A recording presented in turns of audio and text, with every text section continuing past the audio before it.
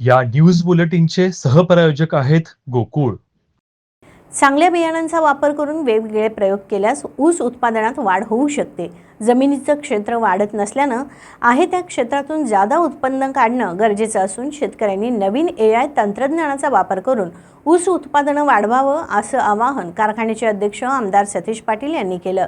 Padmashri doctor DY Patil साखर कारखान्याच्या 31व्या वार्षिक सर्वसाधारण सभेत ते बोलत होते. DY पाटील साखर कारखान्याच्या वार्षिक सभेत सतीश पाटील म्हणाले, 2023-24 हंगामात शासनानं ऊसाच्या रसापासून थेट इथेनॉल निर्मितीस बंदी घातली. या निर्णयामुळे कोट्यवधीचा फटका कारखानदारीस बसला. केंद्र शासन साखरेचा हमीभाव वाढवत नसल्यानं कारखाने आर्थिक अडचणीत सापडले आहेत.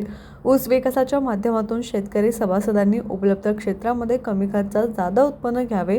आगामी हंगामातील कारखान्याच्या 5.5 लाख मेट्रिक टन ऊस गाळपाच्या उद्दिष्टपूर्तीसाठी शेतकरी वर्गानं आपला ऊस कारखान्यास पाठवण्याचं आवाहन त्यांनी केलं. या सभेपुढील सर्व विषयांना सभासदांनी बहुमतानं मंजुरी दिली.